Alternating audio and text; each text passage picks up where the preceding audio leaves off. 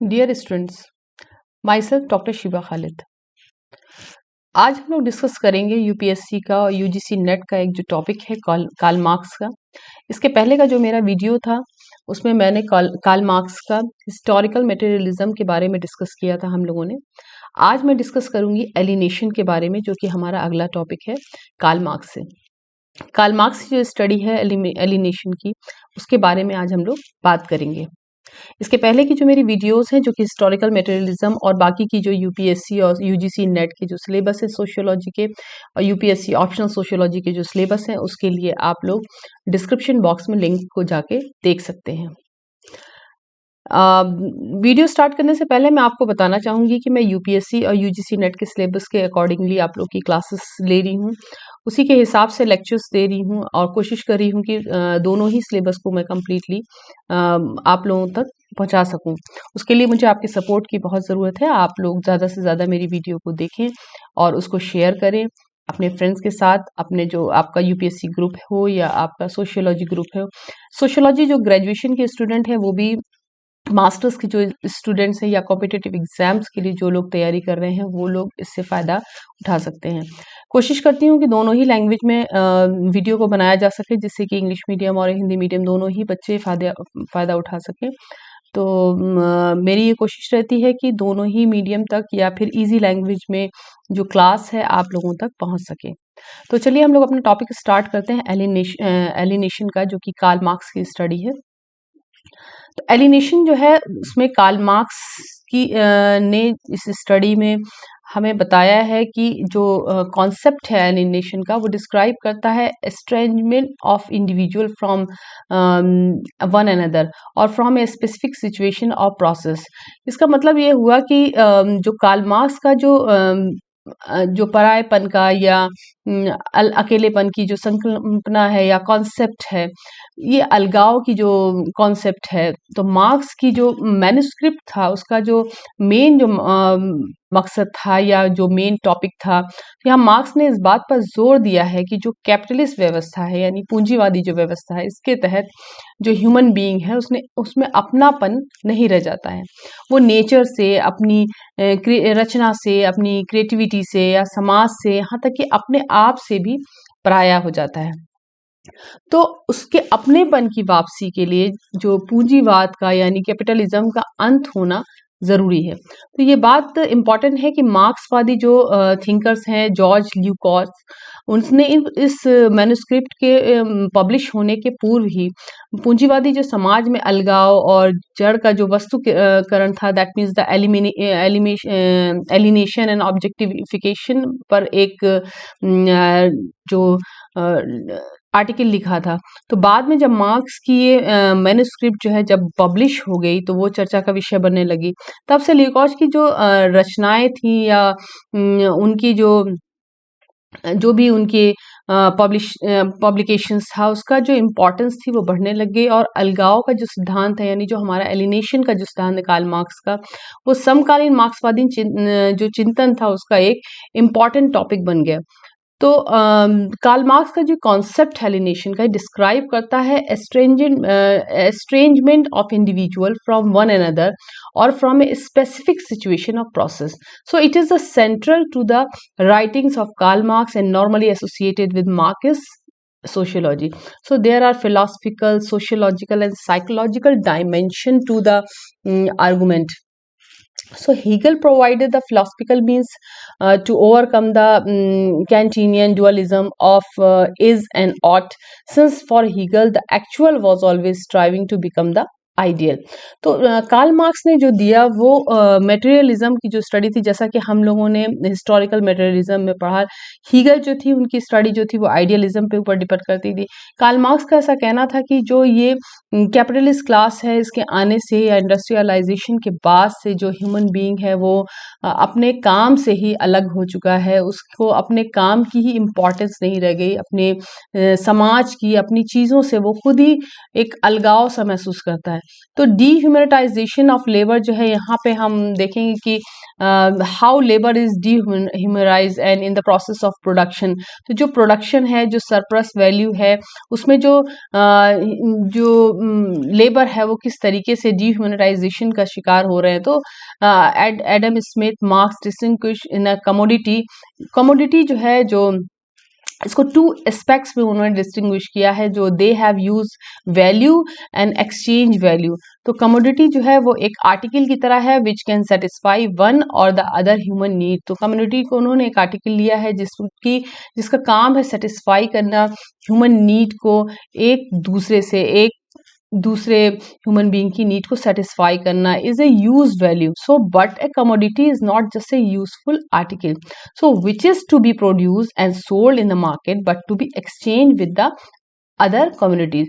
यानी जो कुछ भी प्रोड्यूस होता है या फिर सोल्ड किया जाता है उसकी एक्सचेंज वैल्यू क्या होती है। तो value of communities which have different use value. So what do wheat and linen have in common. So on one is produce by pigeon, यानी जो व्हीट और लिनन है दोनों के बीच का फर्क क्या है। यानी एक जो है वो पीजेंट्स है, यानी जो हमारा किसान है वो उसको प्रोड्यूस करता है व्हीट को। Other hand on the other hand क्या होता है, जो वेवर्स होते हैं वो लिनन को प्रोड्यूस करते हैं। So they are the products of different types of useful labour. तो ये दोनों ही प्रोडक्ट्स जो है अलग अलग जो लेबर्स हैं उनके डिफरेंट टाइप्स ऑफ प्रोडक्ट्स हैं। So what they have in common is that they are both products of human labour in general. यानी दोनों ही जो है जो प्रोडक्शन है वो ह्यूमन लेबर से है। So what Marx called abstract human labour, इसको कार्ल मार्क्स ने एब्स्ट्रैक्ट ह्यूमन लेबर कहा। तो on both products a certain amount of human labour has been spend. तो जो certain amount of human labour जो होता है दोनों ही प्रोडक्ट में, चाहे वो हम कृषि करते हो, एग्रीकल्चर का हो या फिर वेविंग का वर्क हो, दोनों ही में अलग अलग तरीके के लेबर जो है वो इन्वॉल्व हैं। So on the both products a certain amount of human labour has been spend so that determines their exchange value. तो दोनों पे अलग अलग तरीके के जो लेबर है वो लगा हुआ है, अलग अलग तरीके से इसको प्रोड्यूस किया गया है। तो दोनों की जो एक्सचेंज वैल्यू है वो उसको डिसाइड करता है, डिटरमाइन करता है। सो द एक्सचेंज वैल्यू और सिंपली द वैल्यू क्या होता है as distinguish from the use value, यानी उसके यूज किस तरीके से, उसके बेसिस पे जो उसकी जो वैल्यू है वो डिसाइड होती। तो the use value consist of the abstract labour and incorporated in the commodity. तो ये जो एब्स्ट्रैक्ट लेबर है ये इनकॉर्पोरेट होता है कमोडिटी के साथ। So the measure is not the only wage the individual labour may have spent which may be above or below average. So but the average time needed on a given level of productivity, what Marx called the socially necessary labor time. तो जो इसके अंदर जो time लगा या labour हुआ तो किस तरीके से अटैच होते हैं, या दोनों ही तरीके का जो प्रोडक्शन होता है उसमें किस तरीके से वैल्यू डिसाइड होती है, दोनों ही की वैल्यू उसके यूज के ऊपर डिपेंड करती है, ऐसा कार्ल मार्क्स का कहना है। तो एलिनेशन को जो है जो प्रोसेस है वो किस तरीके से है, in his economic and philosophical manuscript he publish, it was publish in 1844, marks analyses various aspects of alienation. तो मार्क्स ने डिफरेंट एस्पेक्ट्स ऑफ एलिनेशन बताए हैं। तो उन्होंने पहले ये बताया है कि firstly the worker is alienated from the product of his labour, यानी जो वर्कर है वो अपने ही प्रोडक्ट से क्या होता है, एलिनेट हो जाता है, अलग हो जाता है। कैसे?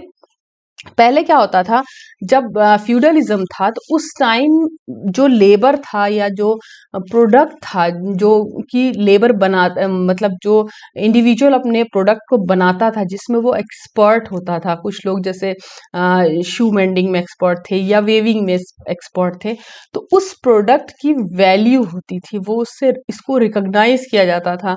अगर वो किसी को दे रहे होते तो वो उस पर उनका अपना नेम होता था या अपना एक सेल्फ सेटिस्फेक्शन होता था, वो उसको रिकॉग्नाइज करते थे, उससे एक खास तरीके का उनको लगाव होता था, एक जुड़ाव होता था। लेकिन आफ्टर द इंडस्ट्रियलाइजेशन और जो कैपिटलिज्म, ये चीजें चेंज हुई जब हमारी इंडस्ट्रीज ने इसकी जगह लेने लगी। तो जो लेबर था यानी जो मास्टर हुआ करते थे अपने वर्क के, वो लेबर क्लास में चेंज हो गए। यानी एक ही प्रोडक्ट को बनाने में, मान लीजिए शर्ट है, अगर उसको बनाना है तो उसमें बटन जो है वो कोई और लगा रहा होता है, या उसकी कटिंग का काम कहीं और होता है, वेविंग का काम कहीं और होता है, फैब्रिक कहीं और से आया, बटन्स कहीं और से आए। तो एक जो झुकाव या एक लगाव या एक जुड़ाव जो होता है उसके साथ, उस प्रोडक्ट के साथ, वो लेबर का खत्म हो जाता है, क्योंकि वो एक कंबाइन वर्क होता है अलग अलग लोगों का। यानी एक प्रोडक्ट को बनाने में या शर्ट को बनाने में जो डिफरेंट जो उसके अंदर मटेरियल लगता है वो अलग अलग जगह से आता है, तब ऐड होकर के वो शर्ट्स बन के तैयार होती हैं। तो उस पे जो लगाव होता है बनाने वाले का या लेबर का, वो उससे खत्म हो जाता है। तो the worker is alienated from the product of his labour. So the product in which he expresses the realises himself does not belong to him. जो पहले जिससे जुड़ा होता था, जिसके साथ एक अलग तरीके का एक उसका अपना अटैचमेंट हुआ करता था, तो वो उससे अब बिलोंग नहीं करता था। It is appropriated by the capitalist and sold on the market. तो उस पर जो टैग लग जाता था वो अलग अलग कैपिटलिस्ट का या इंडस्ट्रीज का लग जाता है, तो उसके बाद वो मार्केट में सोल्ड होने चली जाती। तो लेबर का जो अपना जो उसके साथ लगाव या जो उसका अपना जो जुड़ाव होता है वो वहां से खत्म हो जाता है। So with realisation of surplus value capital grows. तो and with capital the alien power which controls the dominates the life of the worker. So the more he works, the better he produces. The stronger becomes the alien power of the capital. तो जितना ज्यादा वो काम करता है उतना ही ज्यादा production होता है। लेकिन उसका जो एक जुड़ाव होता है उस प्रोडक्ट के साथ, जो जुड़ाव था पहले जो फ्यूडलिज्म के टाइम में था, सामंतवाद के टाइम में था, या प्री इंडस्ट्रियलाइजेशन था, जो एक जुड़ाव होता था। क्यों? क्योंकि वो उसका जो मास्टर होता था, जो एक्सपर्टीज होता था, वो खुद होता था। लेकिन बाद में जैसे आफ्टर द इंडस्ट्रियलाइजेशन क्या होता है कि उसका जो अपना जुड़ाव है उस प्रोडक्ट के लिए खत्म हो जाता है। क्योंकि एक प्रोडक्ट को बनाने के लिए अलग अलग जो उसके अंदर चीजें यूज होती हैं, मटेरियल्स यूज होते हैं, वो अलग अलग जगहों से आते हैं, एक जगह आके कंपाइल होते हैं। So under the capitalist condition the worker is alienated from the act of producing itself. So the most human activity does not longer belong to the producer himself. So it has become a commodity sold and bought on the market. यानी ये क्या हुआ, खाली हमने commodity ready की जो कि market में बिक गई और वहां या मार्केट से हमने खरीद ली. So the commodity of labour power. So the buyer of this commodity, the capitalist, determines what the worker does and how he has to do it. तो जो बायर है ऑफ दिस कम्युनिटी, उसने क्या हुआ, द कैपिटलिस्ट को determine करता है। लेकिन जो काम कहाँ से हुआ, नाम क्या हुआ, मान लीजिए हमने नाइकी का शूज लिया, नाइकी के शूज को अगर हम लेके आते हैं या नाइकी के किसी भी चीज को या किसी भी प्रोडक्ट को लेके आते हैं, हमें क्या दिखता है, नाइकी, वो जो ब्रांड नेम है वो नाइकी हमें दिखा। लेकिन नाइकी के पीछे जिन लेबर्स ने काम किया या जिस तरीके से जो एक्सपर्टीज रहे होंगे उनके पीछे, जो एक्सपर्ट्स रहे होंगे उसके पीछे, वो हमने नहीं देखा। वो हमें ना याद होते हैं ना हमें दिखते हैं। हमें क्या दिखता है, ब्रांड नेम, तो जो एक टैग के साथ मार्केट में आता है और हम उसको खरीद लेते हैं। लेकिन उसके पीछे का जो सीन है, यानी पीछे जो लेबर्स ने काम किया या जिसकी स्पेशलिटी है, जिन्होंने बनाया, या कितने सारे लोगों ने किया होगा, या कहाँ से डिजाइन हुआ होगा, या किस तरीके से उसमें मटेरियल लगे होंगे, ये हमारा मैटर नहीं होता है।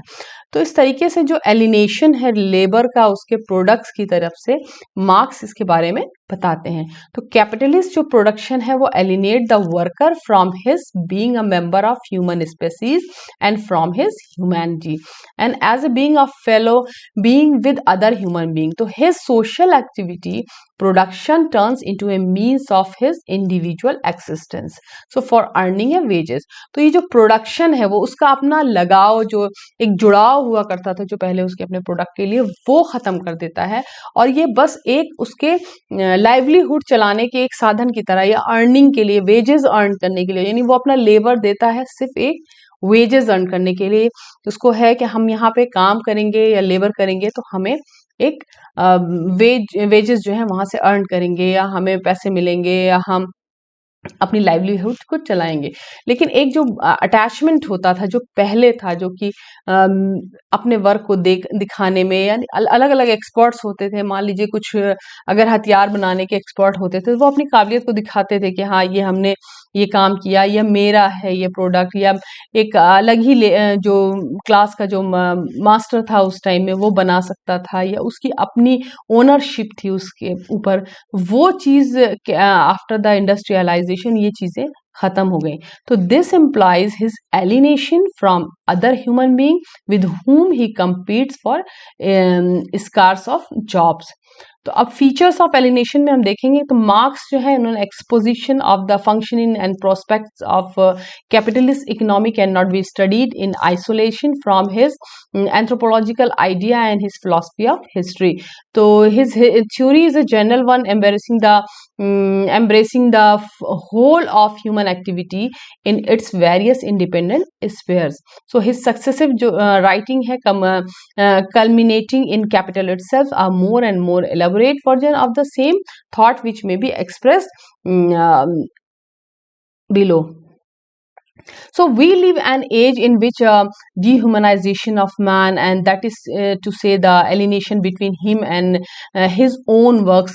तो हम जो है जिस सोसाइटी में रहते हैं इन इंडस्ट्रियलाइजेशन, वहाँ पे हम देखते हैं कि डिह्यूमनाइजेशन ऑफ मैन, जहाँ पे कि हम कह सकते हैं कि जो मैन है जो अपने ही प्रोडक्ट से या अपने ही वर्क से उसका एलिनेशन किस तरीके से हुआ है. So it's a growing to climax with must end in a revolutionary upheaval. So this will originate from the particular interest of class which were suffered the most from the dehumanization, but its effect would be to restore humanity to all mankind. So the fundamental novelty of the Capital consists in 2 points which entail wholly different view of capitalist society from that of the classical economics. Number one is what the workers sell is not his labor but labor power. यानी and that labour has 2 aspects, abstract and concrete. तो जो labour जो work करता है ये उसका अपना labour नहीं है बल्कि ये लेबर पावर है उसका. और लेबर जो है उसके 2 एस्पेक्ट हैं जो कि एक एब्स्ट्रैक्ट है और एक कॉन्क्रीट है, यानी एक दिखता है और एक नहीं दिखता है. तो exploitation consist in the working selling his labor power and thus divesting himself of his own essence. तो क्या होता है यहाँ पे जो एक्सप्लॉइट होता है उसको लेबर जो है उसको वेजेस कम दिए जाते हैं अपने ही काम के लिए, अपने पावर को, अपने लेबर पावर को वो सेल करता है और जो अपना ही वर्क है या जो उसकी अपनी कारीगरी है, अपनी क्रिएटिविटी है, वो उससे ही खुद एलिनेट हो जाता है. So the labour process and it's results becoming hostile and alien. So deprivation of humanity instead of fulfilment. Marks का सेकंड जो है पॉइंट इसमें, having discovered the dual nature of labour has express in the opposition between the exchange value and the use value. So it defines the capitalism as a system in which the sole object of production is to increase exchange value without limit. So the whole human activity is subordinated to the non-human purpose and the creation of something that man cannot as such assimilate, for only use value can be assimilated. So the whole community is thus enslaved to its own products, abstraction which present themselves to it an external alien power.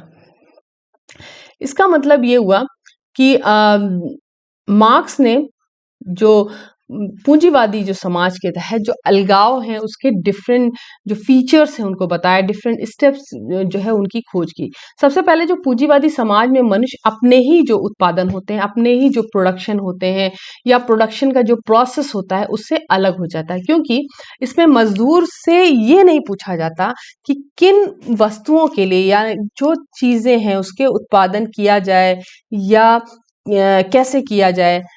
उनका काम उसे रचनात्मक कार्य को का संतोष नहीं दे पाता, यानी उनको ये नहीं पता होता कि इसको हमें उनसे कुछ भी नहीं पूछा जाता, बस उन्हें एक लेबर के तहत लगा दिया जाता। जैसे यदि फ्यूडलिज्म में हमने जैसे कि बात की कि समाज में कोई काम कारीगर या कोई काम होता था, तो एक पूरी जो शर्ट अगर तैयार करता था तो उससे ये सेटिस्फेक्शन होता था कि ये जो हमने क्रिएटिविटी है हमारी, या ये जो हमने चीज़ बनाई है उसे शायद किसी खास व्यक्ति के लिए बनाया गया है, तो उसे उसी की तरीके से वो बनाता था, सजाता था, यानी उस कमीज को पहने हुए देखना चाहता था या देख सकता था।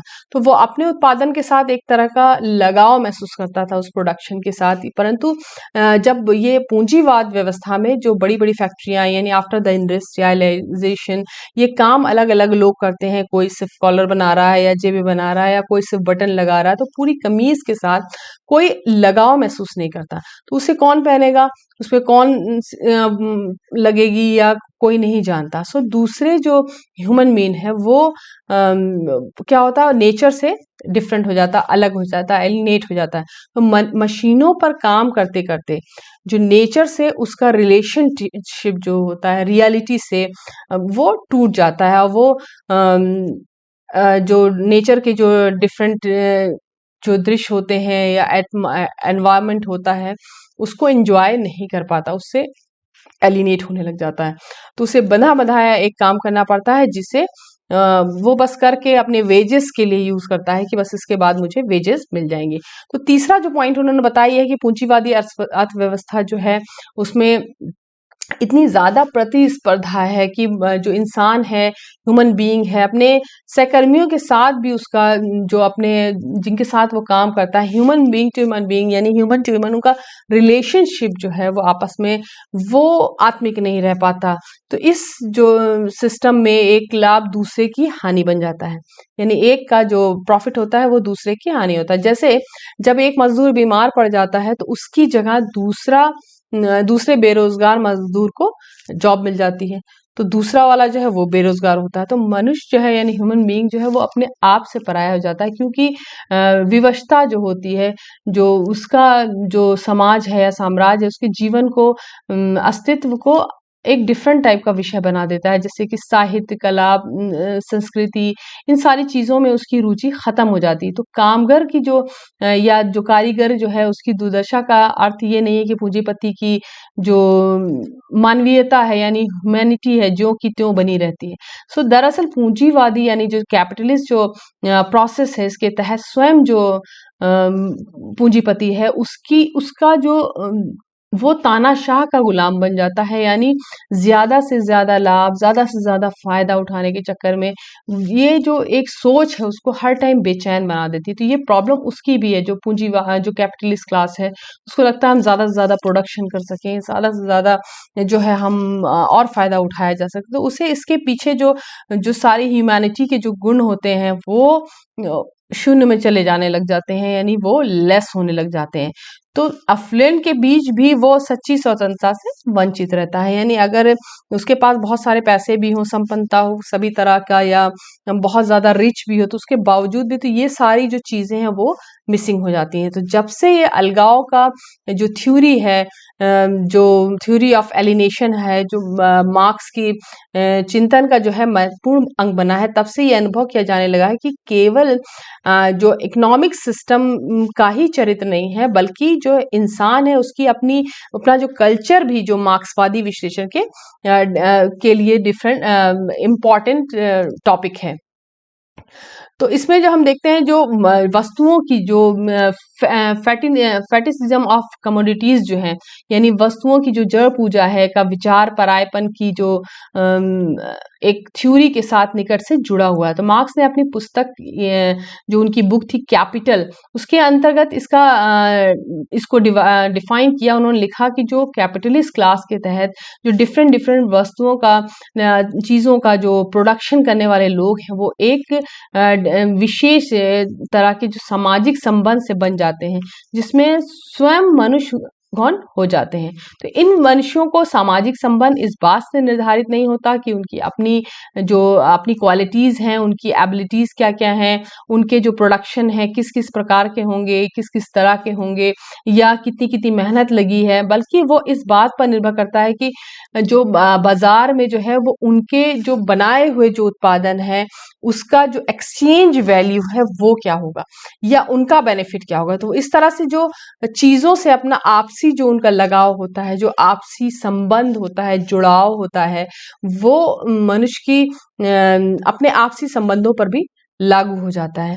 फॉर एग्जाम्पल, जो जैसे बढ़ई होता है, कारपेंटर होता है या टेलर होता है, उसका आपसी संबंध सिर्फ इस बात का संकेत देता है कि बाजार में कोट और मेज पर क्या वैल्यू है। जैसा कि मैंने डिस्कस किया कि जैसे किसान जो है उसकी पेजेंट की क्या वैल्यू है, यानी किसान अगर वीट उगाता है उसकी क्या वैल्यू है, या फिर जो वेवर जो है वो जो लिनन बनाता है उसकी क्या वैल्यू है। डिपेंड करता है कि उसकी मार्केट वैल्यू क्या है, यानी एक्सचेंज वैल्यू क्या है, कि बाजार में इसकी वैल्यू क्या है। सो इस बात से संकेत नहीं देता कि दोनों वस्तुओं को बनाने में कैसी मेहनत लगी या कितनी किस तरीके से उन्होंने क्या टेक्निक यूज की।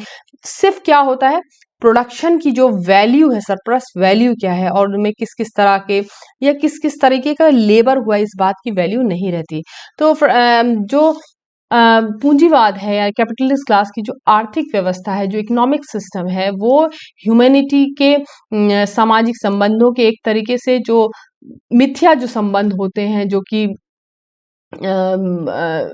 क्षणिक होते हैं, उसकी परत चढ़ा देता है, जो कि नकली होते हैं उसकी परत चढ़ जाती है। तो जो मार्क्सवादी जो धारणा है उसके तहत जिस प्रकार की फॉल्स जो कॉन्शियसनेस जो होती है, या उसको कहते हैं हम मिथ्या चेतना जो होती है, को व्यक्त करता है। उसी प्रकार जो चीजों की जो फॉल्स सोशल रिलेशनशिप होते हैं की व्याख्या करती हैं ये चीजें, यानी चीजों के साथ जुड़ना।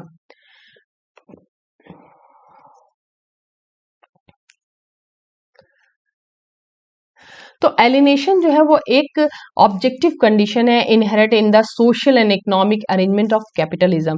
सो it is impossible to extricate Marx ideas about alienation from his wider sociological discussion of the division of labour, the evolution of private property and relation and the emergence of conflicting classes, जो कि हम लोग अपनी next class में discuss करेंगे, जो कि जिसमें कि हम बात करेंगे जो एमर्जेंस ऑफ क्लासेस के बारे में, और हम लोग बात करेंगे प्रोडक्शन के बारे में, प्रोडक्शन वैल्यू के बारे में। So in the Marxian terminology, alienation is an objectively verifiable state of affairs inherent in the specific social relation of capitalist production. For Marx, the history of mankind is not only a history of class struggle but also of the increasing alienation of the man.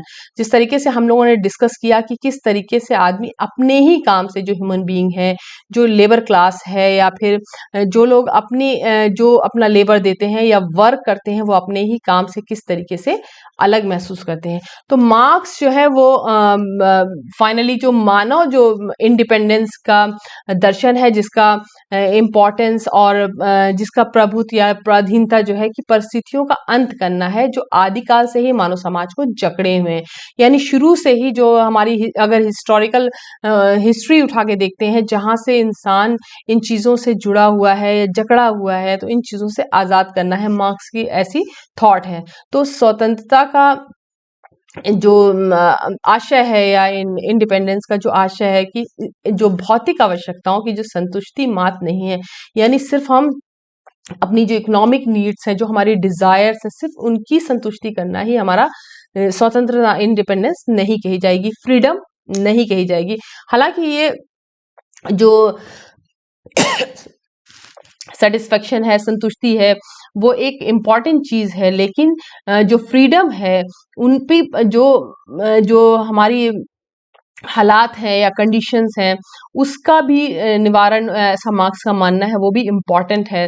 तो human being को जो अमानवीय जीवन वो गुजार रहे हैं, या एक्सप्लॉयटेशन को बर्दाश्त कर रहे हैं, या इस तरीके से एक्सप्लॉयट होने पे या डोमिनेट किए जा रहे हैं, तो उनके उनको अपने ही जीवन से, अपने ही चीज़ों से एलिनेट कर देता है या अलग कर देता है।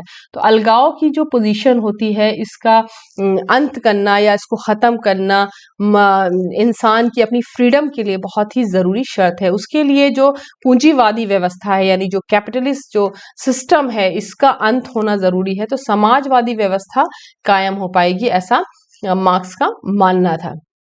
तो मार्क्सवादी जो साइंटिफिक जो थॉट है, उसके तहत फ्रीडम की जो समस्या है, जो प्रॉब्लम को एक अलग दृष्टि से भी देखा जा सकता है।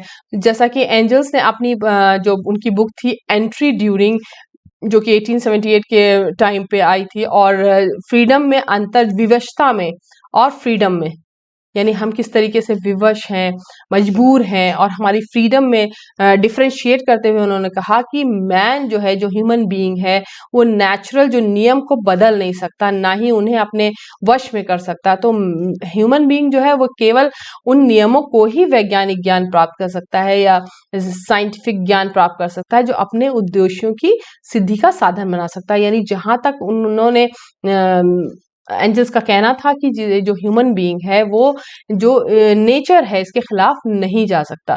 यानी वो इन नियमों का पालन वहीं तक कर सकता है जो अपने लिए, अपनी चीज़ों को पूरा करने के लिए, अपने ऑब्जेक्टिव्स को, अपने उद्देश्यों को पूरा करने के लिए, अपने जो उसकी नीड्स हैं उनको पूरा करने के लिए जहाँ तक जा सकता है, वहीं तक वो इन नियमों का पालन कर सकता है। तो एलिनेशन में हम स्टडी ऑफ एलिनेशन में या थ्योरी ऑफ एलिनेशन में हमने जाना कि किस तरीके से मार्क्स ने इसको डिस्क्राइब किया कि जो मनुष्य है, जो ह्यूमन बीइंग है, वो अपने ही काम से किस तरीके से अलगाव महसूस करने लगा या फिर अलग हो गया, उसको अपनी ही चीज़ों के, अपने प्रोडक्शन की वैल्यू नहीं रही, उसके जो एक रिलेशन था उसके बीच में, या जिस तरीके से वो अपनी ही कारीगरी को रिकॉग्नाइज करता था या उससे जुड़ा होता था, या पहले हम लोगों ने देखा होगा कि अक्सर अगर हम लोग कोई काम हाथ से बना हुआ, आज भी किसी के अगर हम हैंड वर्क, अगर हम कोई मटेरियल या कोई प्रोडक्ट खरीद के लाते हैं, तो एक अलग तरीके की वैल्यू होती है उसकी, या फिर जो उसके बनाने वाला है जो है, जब सेल करता उन चीज़ों को अपने हाथ से, तो उसके पास एक अलग तरीके के इमोशंस उसके साथ, उसके सेंटिमेंट्स अपने जुड़े होते हैं उस प्रोडक्ट के साथ, वो खुश होता है उस टाइम में।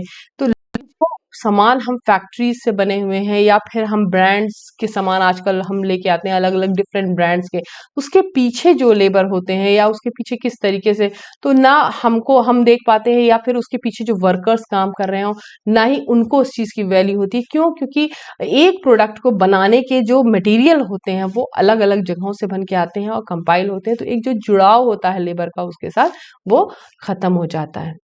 तो आई होप कि मेरी क्लास आप लोगों को पसंद आई होगी और आप लोग को समझ में भी आई होगी। तो आप इसको कमेंट बॉक्स में लिख के ज़रूर बताएं। बाकी कार्ल मार्क्स की जो आगे की जो और टॉपिक्स 2 रह गए हैं, इसमें मोड ऑफ प्रोडक्शन है और क्लास स्ट्रगल है। इसको मैं नेक्स्ट क्लास में कोशिश करूँगी कि मैं इसको फिनिश करूँ, और आप लोगों के लिए आगे जो सिलेबस है पार्ट 1 में, और भी जो यूपीएससी सिलेबस के अकॉर्डिंग मैं जो पढ़ा रही हूँ, तो उसमें आगे मैं और जो टॉपिक्स हैं उन पे वीडियोस टाइम टू टाइम बनाती रहूँगी। लेकिन इसके लिए आप लोगों का सपोर्ट बहुत ज़रूरी है। इसके लिए आप मुझे मेरे वीडियोस को लाइक कर सकते हैं, इसको शेयर कीजिए और ज़्यादा से ज़्यादा अपने फ्रेंड्स में शेयर कीजिए, सब्सक्राइब कीजिए मेरे चैनल को, और इसको बेल आइकन को दबाना बिल्कुल भी ना भूलें, ताकि जो न्यू अपडेट्स हैं वो आप तक पहुंच सकें। Thank you so much.